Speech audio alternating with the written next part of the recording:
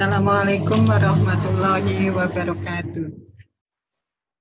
Pada pertemuan hari ini saya akan melanjutkan tentang materi karangan ilmiah. Pada pertemuan sebelumnya saya sudah menjelaskan tentang apa itu karangan ilmiah sampai dengan jenis-jenis karangan ilmiah.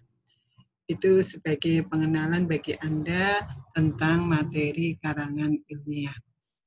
Karangan ilmiah ini bukan hal yang baru bagi mahasiswa karena tuntutan dalam bidang akademis Anda harus bisa membuat karya ilmiah yang pada akhirnya nanti ketika Anda harus menyelesaikan perkuliahan tingkat akhir, Anda harus bisa menulis karya ilmiah berupa skripsi karena Anda harus menyelesaikan strata 1. Pada materi hari ini saya akan membahas tentang tahap-tahap penyusunan karangan ilmiah, bagian-bagian karangan ilmiah, serta format naskah karangan ilmiah.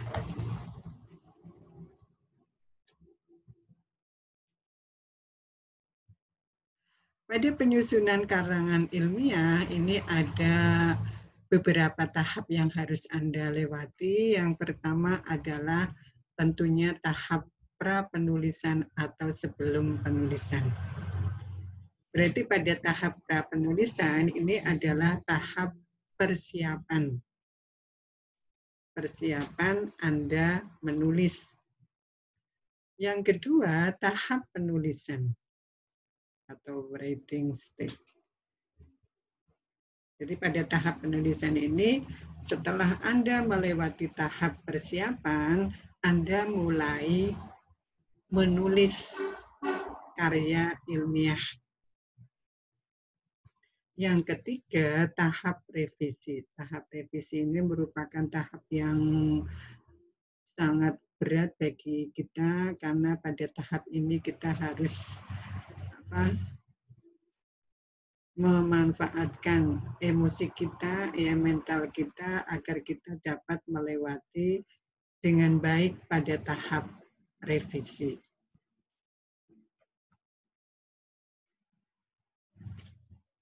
Kita mulai dengan tahap pra-penulisan, pre-writing stage. Pada tahap pra-penulisan, ini tahap persiapan, Anda harus memilih terlebih dahulu pokok bahasan yang akan Anda gunakan atau yang akan Anda tulis pada saat nanti Anda menulis karya ilmiah. Pada pemilihan pokok bahasan ini, Anda perlu mempertimbangkan 5 hal. Yang pertama, itu pokok bahasan itu penting untuk dikemukakan. Jadi apa yang akan Anda kemukakan atau topiknya atau tema yang akan Anda tuliskan, Anda kemukakan ini penting untuk perkembangan ilmu pengetahuan atau tidak. Kalau tidak penting, ini tentunya kita tidak usah menulis ya tema tersebut karena tidak membawa atau tidak adanya perkembangan ilmu pengetahuan. Yang kedua, pokok bahasan itu menarik. Jika pokok bahasan itu menarik, tentunya ini pembaca pun akan senang untuk atau rasa ingin tahunya itu terhadap tulisan kita itu tinggi. Beda kalau pokok bahasan itu adalah sudah basi ya. Nah, itu tentunya bosan ya pembaca untuk membaca tulisan kita. Baru membaca pokok bahasanya saja sudah enggan untuk membaca selanjutnya. Demikian pula kita tertarik tidak untuk membahas pokok bahasan itu. Jika kita tidak tertarik, maka kita pun akan merasa kesulitan dalam mengembangkan pokok bahasan itu. Dan ini tentunya sangat penting bagi kita sebagai seorang penulis untuk mengetahui apakah yang kita bahas itu menarik atau tidak. Yang ketiga, ini Penulis memiliki kemampuan dan sarana yang cukup untuk membahasnya. Nah, ini tentunya hal yang sangat penting bagi kita. Jadi kita perlu mengetahui kemampuan diri kita, apakah kita mampu untuk mengembangkan pokok bahasan tersebut atau tidak. Sarana-sarana yang ada itu mendukung atau tidak untuk nanti ketika kita menulis. Nah, ini adalah hal yang sangat penting pada saat kita akan menulis karya ilmiah. Anda tidak mampu, sarana yang ada tidak ada, nah tentunya tidak dapat kita menyelesaikan tulisan tersebut. Kita hanya mungkin mengikuti arus saja. Anda mengikuti arus, misalnya teman Anda sudah selesai, sudah semuanya mendapatkan topiknya, nah sementara Anda belum, lalu Anda asal mencari pokok bahasanya saja, sementara Anda tidak tahu kemampuan dan sarana yang dimiliki. Yang keempat, yang tidak kalah pentingnya adalah pokok atau data yang diperlukan dapat diperoleh. Jika data-data yang kita butuhkan ini sangatlah sulit untuk diperoleh, nah tentunya ini juga akan menghambat tulisan kita. Ini Anda perlu mempertimbangkan hal tersebut. Anda bisa memperoleh data pada tulisan Anda itu dari mana saja. Apakah dari kajian pustaka? Anda mudah tidak mencari buku-bukunya. Kemudian Anda melakukan wawancara. Nah, ini tidak asal Anda melakukan wawancara. Anda harus betul-betul mengetahui narasumber yang tepat untuk pokok bahasan yang akan Anda tuliskan. Ini pertimbangan yang keempat. Pertimbangan yang kelima, ini pokok bahasan tidak terlalu luas dan tidak terlalu sempit. Jadi setelah Anda menentukan pokok bahasannya, Anda perlu menentukan subpokok bahasan agar apa yang Anda tuliskan itu dapat Anda kembangkan, Anda jelaskan, Anda uraikan secara detail. Ini hal-hal yang perlu Anda pertimbangkan. Yang kedua, ini pembatasan pokok bahasan. Ini tentunya berhubungan dengan pertimbangan yang kelima, pokok bahasan tidak terlalu luas dan tidak terlalu sempit. Jadi Anda perlu membatasi pokok bahasan, makanya ada topik dan subtopik atau tema dan subtema. Ini supaya kita mudah untuk mengembangkan tulisan kita. Yang ketiga, ini perumusan tujuan penulisan. Jadi Anda perlu mengetahui, merumuskan tujuan penulisan Anda. Tujuannya untuk apa? Hanya sekedar memberikan informasi saja, atau ada tujuan yang lain? Ini perlu Anda rumuskan dulu. Yang keempat, pengumpulan bahan penulisan. Nah, ini tentunya berhubungan dengan pertimbangan yang keempat.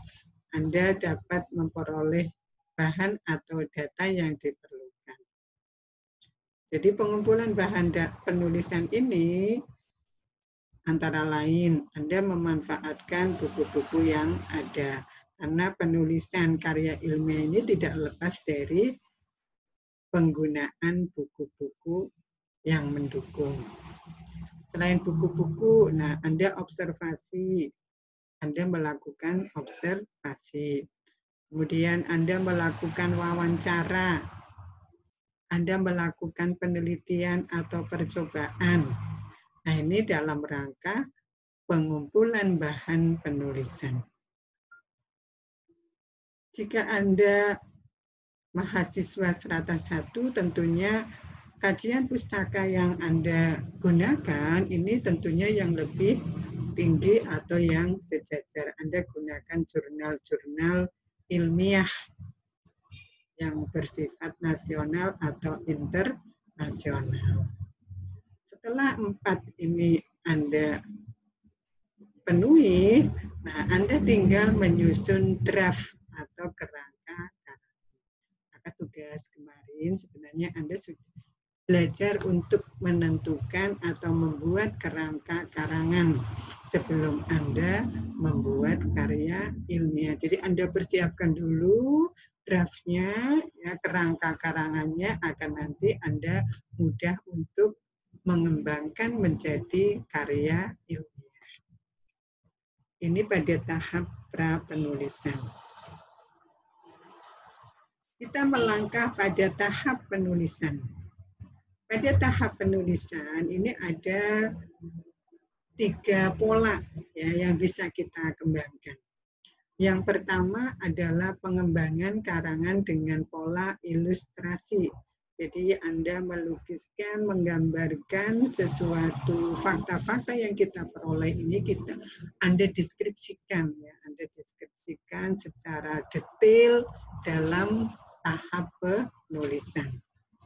Selain itu, Anda bisa memanfaatkan pola analitis, yaitu analitis proses, analitis klasifikasi, analitis sebab akibat.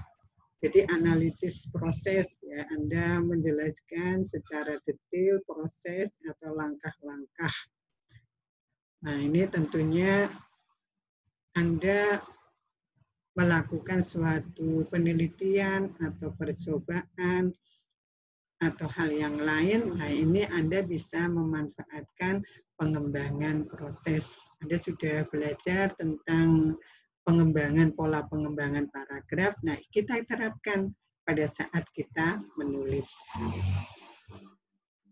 Yang kedua, analitis klasifikasi. Kalau fakta-fakta yang Anda peroleh itu mau Anda kelompokkan, karena fakta-fakta yang ada di sekitar kita itu sebenarnya banyak sekali.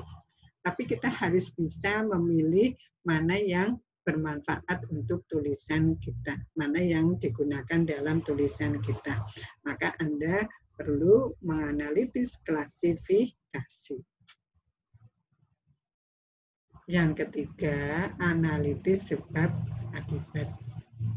Anda sudah mempelajari pada pola pengembangan sebab akibat maupun pada penalaran. Di mana pada analitis sebab akibat, Anda bisa menggunakan hubungan sebab akibat, akibat sebab akibat berantai, dan akibat-akibat. Nah, ini tinggal nanti Anda pilih mana yang akan Anda gunakan.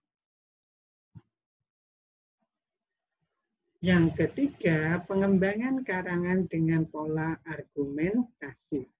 Jadi, hasil yang sudah Anda peroleh ya, dari mengumpulkan data-data tersebut, nah, Anda kemukakan.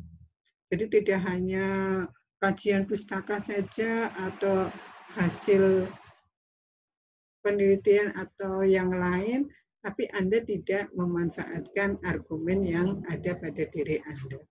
Jadi Anda padukan, jadi argumen-argumen Anda didukung dengan pengumpulan data. Ini pada tahap penulisan.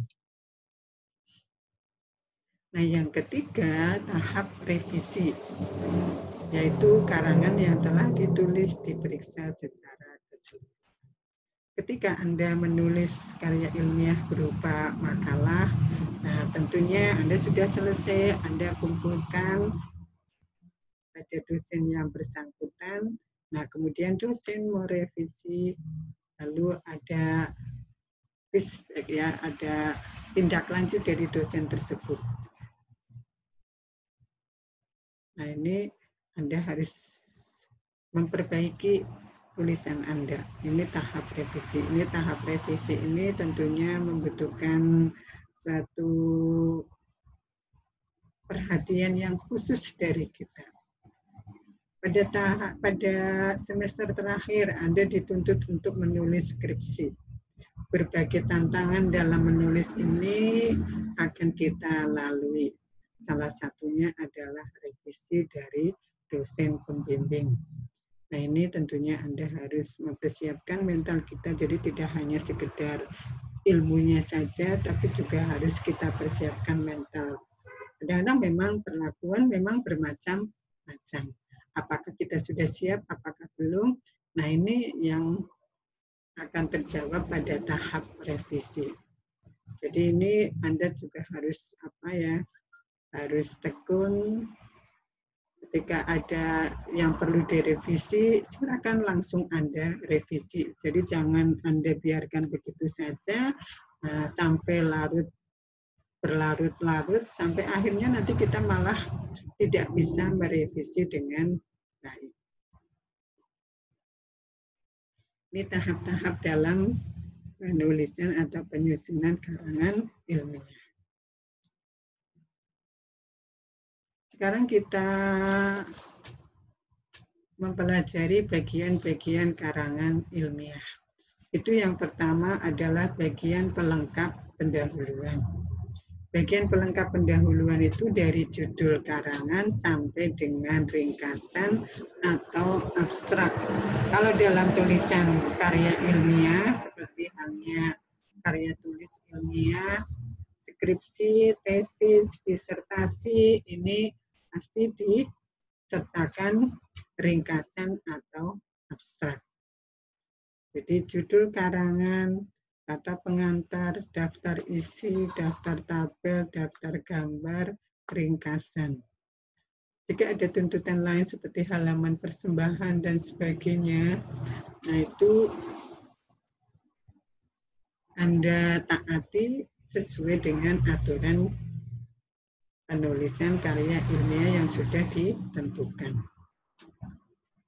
Yang utama itu adalah judul karangan, kata pengantar, daftar isi, dimanapun tulisan kita itu, ketiganya itu harus ada.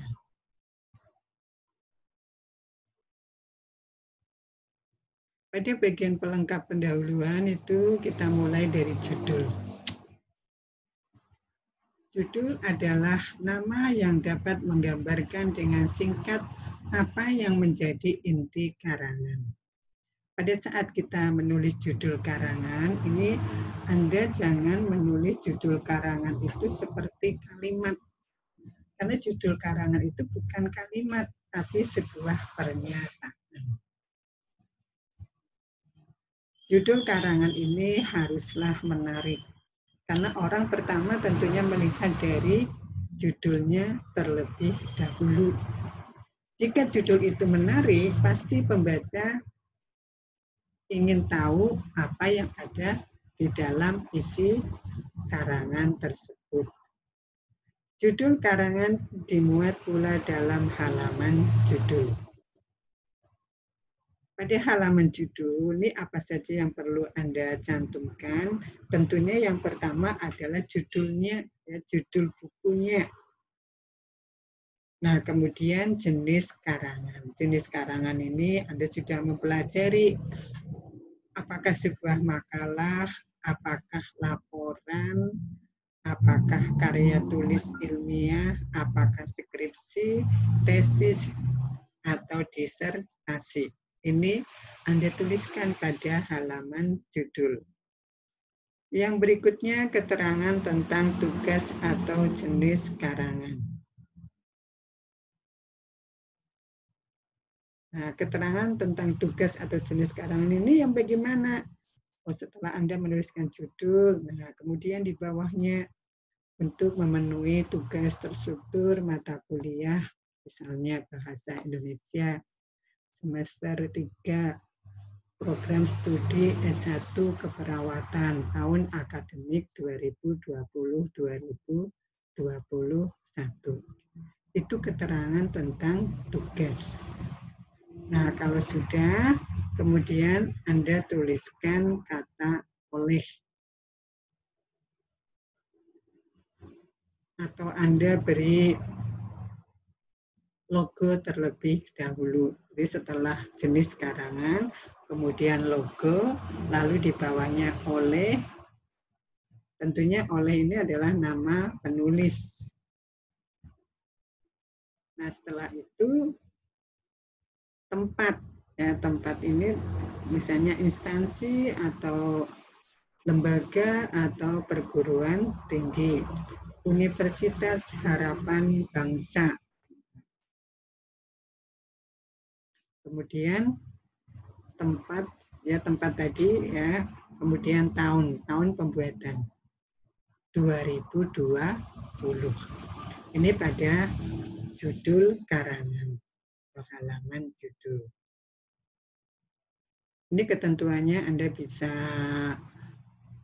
baca ya, segi teknis yang harus diperhatikan untuk menyusun halaman judul karya ilmiah. Jadi kita tidak sembarang menulis halaman judul, ini ada ketentuannya. Ini dari atas, diketik kira-kira 5 cm dari pinggir atas dengan mempergunakan huruf kapital.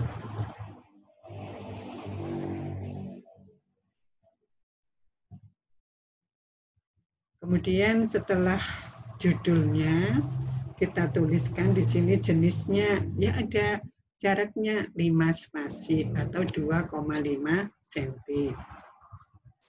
Setelah itu kita tuliskan keterangan, kita beri jarak 5 spasi. Dalam jarak kira-kira 3 cm atau 8 spasi, di bawah keterangan di atas dicantumkan kata oleh.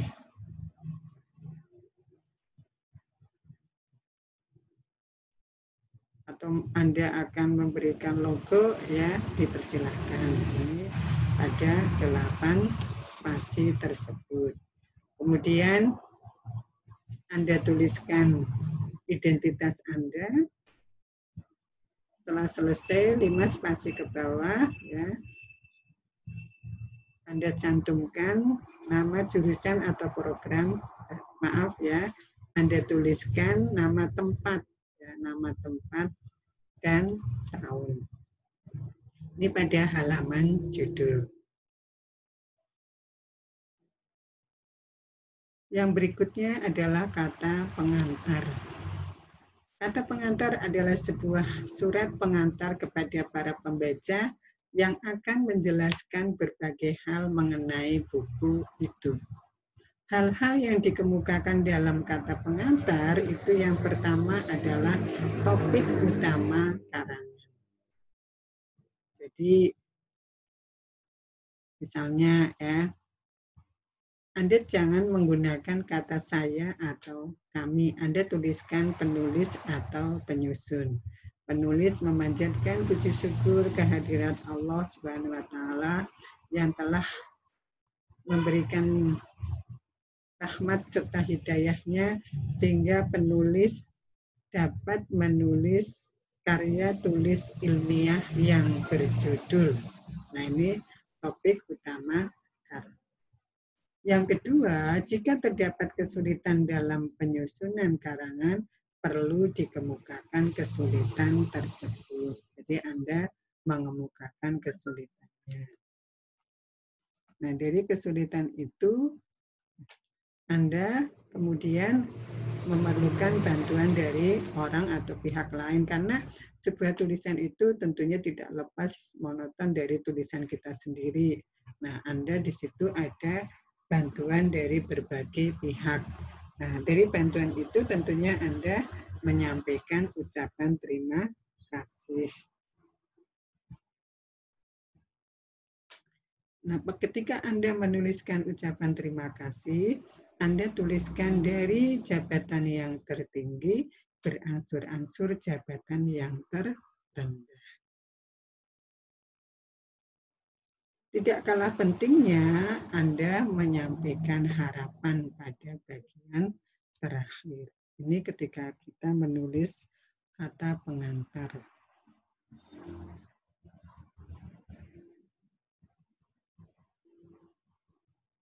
Judul kata pengantar ini ditulis dengan huruf kapital. Ya, judulnya ditulis dengan huruf kapital, kira-kira 6,5 cm dari atas. Ya. Sesudah alinea terakhir, ini sesudah harapan ya. Nah, Anda tuliskan ini dalam jarak 4 spasi, Anda tuliskan nama tempat dan tahun. Misalnya Purwokerto 3 Juli 2020. Lalu di bawahnya adalah penulis.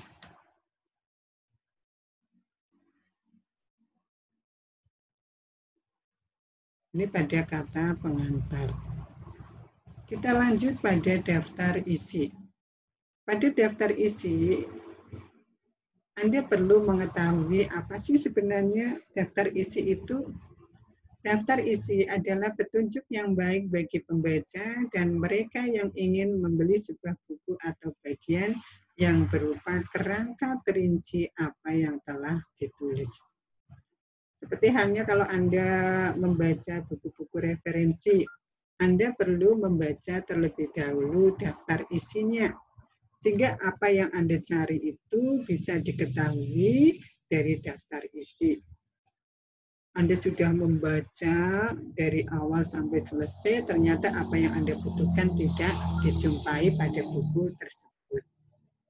Nah, ini tentunya memang kita tidak merasa rugi kalau kita membaca, tapi kalau dalam jangka waktu yang cepat, misalnya Anda butuhkan data tersebut, nah tentunya Anda tidak bisa memperoleh data dengan baik. Makanya Anda perlu membaca terlebih dahulu daftar isinya.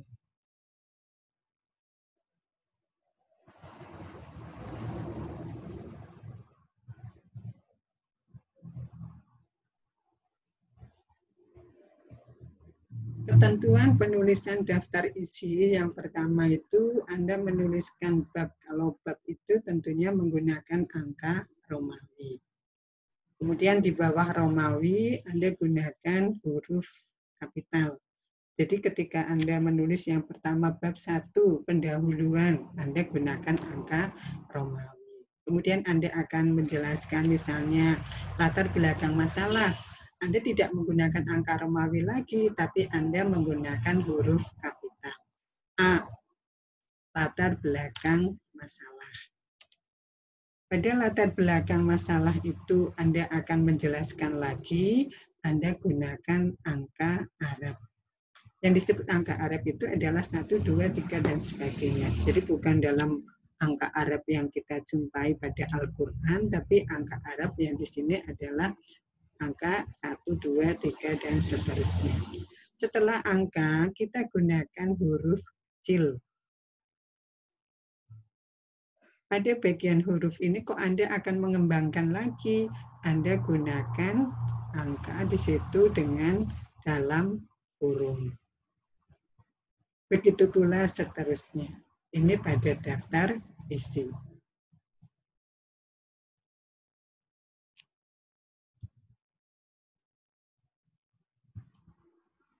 Daftar tabel. Pada tulisan Anda, di situ ada beberapa tabel. Anda data tabel-tabel yang ada di dalam bagian isi, kemudian Anda tuliskan pada daftar tabel. Judul tabelnya apa, dijumpai pada halaman berapa. Demikian pula kalau ada gambar. Ya. Kalau ada gambar, juga Anda data gambar-gambar tersebut. Judul gambarnya, kemudian halaman. Begitu pula kalau Anda di situ ada lampiran. Ya, pada bagian belakang isi setelah daftar pustaka itu ada lampiran. Nah, lampiran itu Anda data, Anda tuliskan pada daftar lampiran. Kalau tidak ada lampiran, ya tidak usah ada daftar lampiran. Lalu yang berikutnya adalah ringkasan. Ringkasan ini kadang disebut abstrak atau sari. Ringkasan ini adalah secara garis besar isi dari tulisan Anda. Nah, ketika Anda menulis ringkasan, ini Anda beri jarak 1 baris. Nah, pada ringkasan ini tentunya secara garis besar. apa permasalahan, kemudian bagaimana hasilnya, lalu Anda tuliskan kata kuncinya dari tulisan Anda. Kita masuk pada bagian isi. Pada bagian isi itu yang pertama adalah pendahuluan. Jika dalam tulisan pendahuluan ini adalah tulisan yang lengkap, di situ ketika Anda nanti menulis bagian isi, ini Anda harus memperhatikan ketentuan yang diberikan oleh masing-masing instansi atau perguruan tinggi. Makanya ketika nanti Anda pada tahap penulisan skripsi, pasti akan ada buku panduan penulisan skripsi yang dikeluarkan oleh perguruan tinggi atau di situ misalnya Universitas Harapan Bangsa. Ini hanya sekedar secara umum saja, tidak harus persis seperti itu. Nah, itu tergantung kepada perguruan tinggi tersebut. Nah, ini yang biasanya itu ada latar belakang masalah. Ini tentunya hal yang biasa, latar belakang masalah. Anda perlu mengetahui latar belakang masalah. Mengapa Anda akan menulis tulisan tersebut? Nah, Anda harus tahu kenyataan yang ada di lapangan. Tentunya yang bertolak belakang, yang mungkin bersifat yang nyata, lalu Anda mempunyai obsesi atau ide untuk mengatasi kenyataan yang ada atau pada latar belakang masalah. Nah, dari latar belakang masalah, maka adanya perumusan masalah. Nah, ini perumusan masalah, ada tuntutan misalnya kalau Anda harus mengidentifikasi dulu permasalahannya, ada dari sekian permasalahan, kemudian Anda batasi, maka akan menghasilkan rumusan masalah. Ada juga yang tuntutan dari latar belakang masalah langsung rumusan masalah. Ini Anda harus mengikuti aturan yang ada. Jadi jangan menggunakan aturan sendiri. Anda harus menggunakan aturan yang ada. 3, tujuan penelitian. Tujuan penelitian ini tentunya disesuaikan dengan rumusan masalah. Kalau rumusan masalah ada 3, ya tujuan penelitiannya ada 3. Manfaat penelitian, manfaatnya untuk apa? Untuk perguruan tinggi Anda, untuk diri Anda, kemudian untuk pengetahuan dan sebagainya, ini ada manfaatnya. Hipotesis penelitian, ini jawaban sementara dari penelitian atau penulisan yang Anda akan tulis. Ya, Anda harus ada hipotesisnya, misalnya Anda mengambil suatu hipotesis. Tapi kalau Anda menulis makalah, ya tidak Anda sertakan hipotesisnya. Biasanya hipotesis ini Anda sertakan ketika pada karya tulis ini, skripsi, tesis, disertasi. Ruang lingkup penelitian, ruang lingkupnya apa saja, ya. Variabel bebas, variabel terikat, dan sebagainya. Ini nanti akan lebih detail lagi ketika Anda mempelajari mengenai metodologi penelitian. Definisi operasional, jadi batasan-batasan definisi yang akan Anda ungkapkan pada tulisan Anda. Setelah itu adalah uraian atau tubuh karangan. Uraian atau tubuh karangan atau pembahasan ini menjawab permasalahan yang telah Anda kemukakan pada bagian pendahuluan. Setelah itu, Anda mengembangkan dalam bagian uraian, Anda bisa mengambil kesimpulan. Kesimpulannya, nah saran, karena saran ini muncul karena Anda melihat sesuatu yang kurang pada hasil penelitian Anda.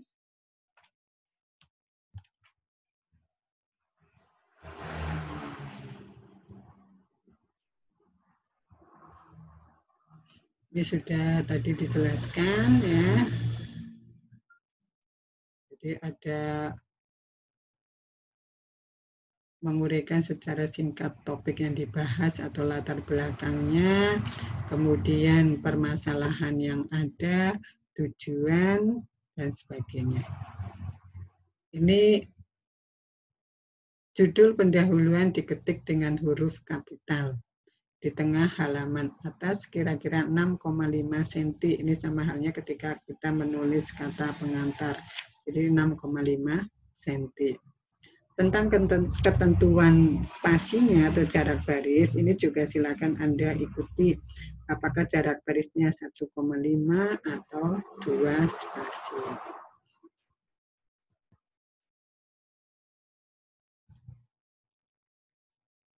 Tubuh karangan atau bab-bab merupakan bagian yang utama dari karangan itu. Disinilah terletak segala masalah yang akan dibahas secara sistematis. Jadi Anda menjawab pertanyaan dari rumusan masalah. Kesimpulan. Kesimpulan ini bagian penutup dari isi karangan dan merupakan sari dari pokok-pokok yang telah diuraikan secara panjang lebar dalam bab-bab terdahulu.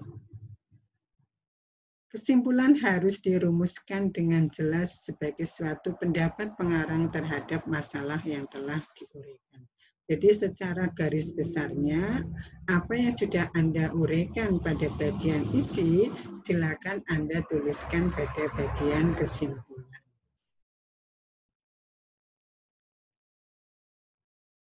Saran-saran, jika kesimpulan mengandung konsekuensi atau implikasi, perlu dikemukakan saran-saran. Saran dalam karangan ilmiah ini berupa pendapat penulis bagaimana hendaknya tindakan selanjutnya sehubungan dengan konsekuensi yang timbul akibat munculnya kesimpulan itu. Jadi Anda melihat sesuatu pada bagian pembahasan ini yang mungkin bertolak belakang atau tidak sesuai dengan harapan Anda, lalu Anda menuliskan saran-saran. Ya, pembahasan kita tentang tahap-tahapnya, kemudian bagian-bagiannya pada penulisan karangan ilmiah. Pada pertemuan yang lalu Anda sudah menulis draftnya, silakan Anda tuliskan pada sebuah tulisan ilmiah. Saya menuntut Anda untuk bisa menulis artikel ilmiah. Nah, pada artikel ilmiah ini, silakan nanti Anda tuliskan bab per bab seperti halnya pendahuluan, isinya tentang latar belakang masalah, rumusan masalah, tujuan penulisan, dan manfaat penulisan. Kemudian pembahasan, dan bagian yang terakhir penutup yang berisi kesimpulan dan saran. Tugas tersebut silakan Anda yang sudah Anda punya jawaban pada draft-draft, Anda tuangkan menjadi sebuah tulisan, Anda kembangkan menjadi sebuah tulisan yang lengkap, yang bisa memenuhi kriteria karya ilmiah. Demikian pertemuan hari ini, mudah-mudahan bermanfaat. Nah, tentunya juga nanti sebagai awal pengenalan bagi Anda nanti, Anda yang keseharian Anda akan menulis makalah sebagai tugas terstruktur setiap mata kuliah tersebut. Terima kasih atas perhatian Anda. Wassalamualaikum warahmatullahi wabarakatuh.